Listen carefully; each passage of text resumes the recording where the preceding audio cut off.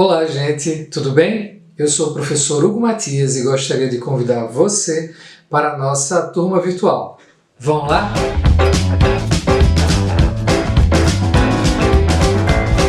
Olá, gente, tudo bem?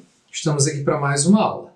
Agora nós vamos falar sobre equipes de trabalho, ainda dando ênfase aos processos de equipe.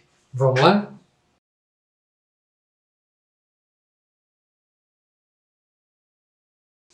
Gente, eu queria lembrar a vocês esse modelo que nós já mostramos em outro momento, né, pelo qual a gente tenta entender aqui a eficiência, quais são as variáveis, né, que fazem parte aqui, que compõem os processos que dão eficiência às equipes de trabalho.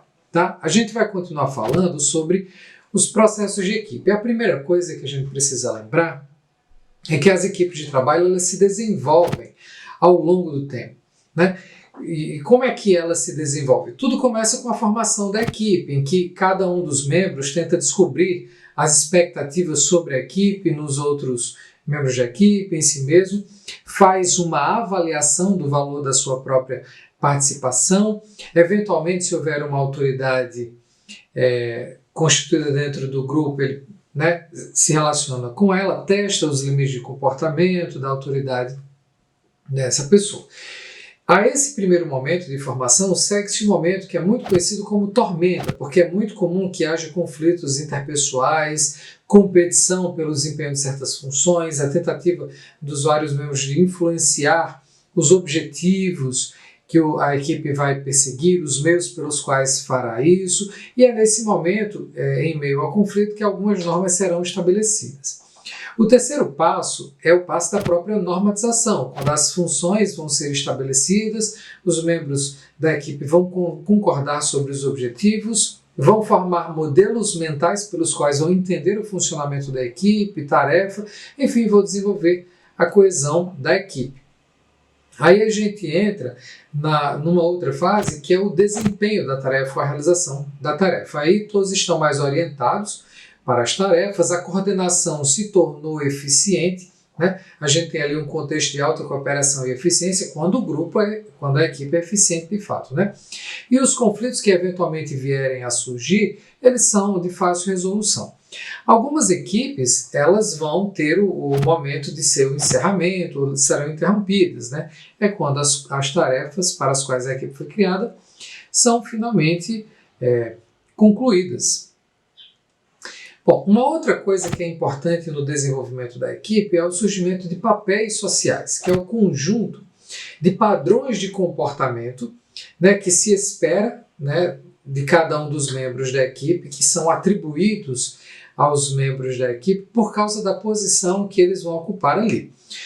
Alguns fenômenos são relacionados de maneira interessante com os papéis sociais, por exemplo, a percepção de papel, né, esses padrões de comportamento, eles precisam ser percebidos por nós, acerca do que as pessoas esperam de nós, né? Diferente disso, tem a expectativa de papel, que são, diferentemente daquilo que a gente supõe ser o que as pessoas esperam de nós, aquilo que de fato as pessoas esperam de nós.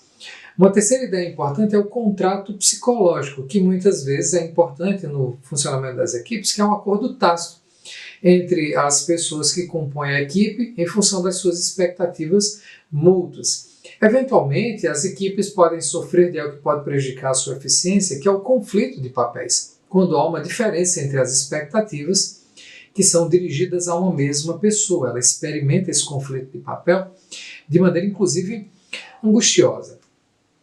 Como a gente viu, um passo importante do desenvolvimento da equipe é o estabelecimento de normas, né? E as normas são um processo grupal importante, envolve também padrões de comportamento, só que esses são os padrões que são aceitos e partilhados pela equipe, né? Um grupo social, que vão exigir um mínimo de controle externo, inclusive, porque vão orientar o comportamento de cada um dos seus membros. Existem diversos tipos de norma. Existem as normas de aparência, que se referem, por exemplo, a vestimenta, a autoapresentação. Existem as normas de conduta, que envolvem padrões de convivência, vínculos sociais. Existem normas para alocação de recursos, que é a maneira como houve acordo sobre distribuição de recursos e tarefas também, a partir do grau de dificuldade que isso eventualmente oferece. E existem, é claro, as normas de desempenho. Essas normas, elas orientam os diversos membros do grupo ao quanto de esforço deve ser desprendido de uma determinada tarefa. É interessante que essas normas de desempenho estão entre aquelas que foram descobertas pelos experimentos, os famosos experimentos de Hawthorne, onde uma equipe de psicólogos foi estudar o desempenho dos trabalhadores naquela fábrica, né, em Hawthorne, um bairro de Chicago que produzia equipamentos de iluminação elétrica. O que ele se revelou foi que o comportamento dos colaboradores, em grande medida, era influenciado por normas sociais que eram disseminadas por eles. Tinha um grande poder de influência. Por exemplo, um grupo poderia determinar que uma pessoa não poderia se esforçar mais do que a média do grupo para não comprometer a avaliação do restante do grupo. Esse é um exemplo de uma norma de desempenho. Então, as normas do grupo, elas podem favorecer o desempenho, mas podem também tolher o desempenho e podem até mesmo favorecer desvios de conduta.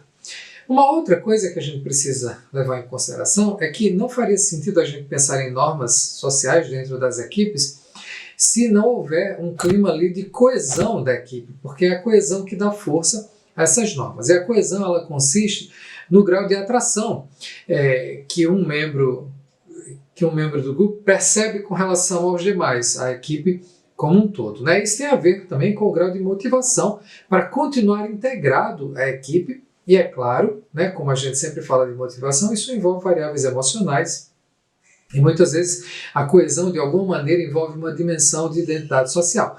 É claro que ela está relacionada ao processo de desenvolvimento da equipe, como nós já mencionamos. A coesão ela pode ser, como já dissemos, maior ou menor em função do tamanho da equipe, sendo inclusive inversamente proporcional ao tamanho da equipe. Mas ela é diretamente proporcional à similaridade entre as pessoas da equipe, cada uma das pessoas e todos os outros. Ela é diretamente proporcional também ao grau de concorrência, ao grau de sucesso que a equipe obtém. Se houver uma barreira, quanto maior a barreira, maior vai ser a coesão produzida para enfrentar essa barreira, e também vai ser maior quanto maior for a quantidade de interações sociais dentro da equipe. O interessante é que a coesão influencia a eficiência da equipe e assim como outros processos. Por exemplo, a gente pode falar que quando há alta coesão, existe uma maior motivação das pessoas para participar, para ajudar, para compartilhar informação e apoio social ao trabalho e aos membros da equipe. E também as pessoas em um clima de maior coesão, elas acabam resolvendo os conflitos mais rapidamente, como a gente já falou. Há um clima de maior conformidade social. Nem sempre, no entanto, a maior coesão ela vai favorecer o grupo. Quando houver uma necessidade de mudança no grupo, a alta coesão ela pode, inclusive, atrapalhar. Então, a alta coesão ela é ótima quando ela está alinhada, o grupo está alinhado, as normas estão alinhadas com os objetivos da organização, mas ela pode atrapalhar muito se houver um desalinhamento entre a equipe e os objetivos organizacionais. Um último processo importante para a gente avaliar acerca das equipes de trabalho é a confiança na equipe, né? Em que consiste essa ideia de confiança? É o conjunto de expectativas positivas em relação à equipe que cada membro desenvolve. E é importante quando o comportamento de outros afeta o resultado numa situação em que há risco para esse resultado. Então, a confiança ela vai incluir crenças, ela vai incluir sentimentos conscientes da pessoa com relação a esse grupo. E muitas vezes a confiança ela pode ser obtida com bastante rapidez, né? Quando existe já na pessoa uma tendência a crer na competência da equipe e desenvolver alguma identificação juntamente com a equipe. Então, nós temos vários tipos de confiança numa equipe. Você pode ter uma confiança baseada nessa identificação que eu acabei de mencionar. Você pode ter uma confiança baseada no conhecimento das pessoas, né, na competência dela. E você pode ter uma confiança simplesmente baseada num cálculo, baseada num potencial de eventualmente punição por parte ou sanção por parte da equipe sobre você por falta dessa confiança. Olha, uma coisa interessante é que existe também as equipes conhecidas como equipes autodirigidas. É muito comum nas empresas mais modernas e bem-sucedidas. São grupos multifuncionais, que têm tarefas multifuncionais dentro das organizações de trabalho e são geralmente organizadas em torno de processos de trabalho.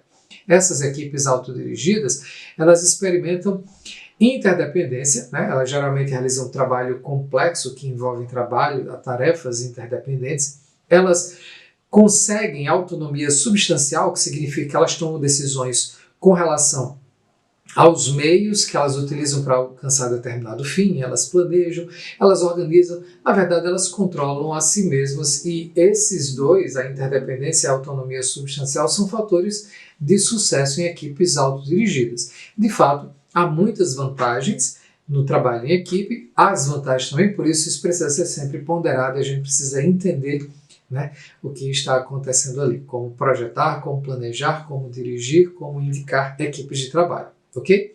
Gente, eu espero que tenham entendido o que a gente falou aí sobre equipes, espero que tenham gostado da aula.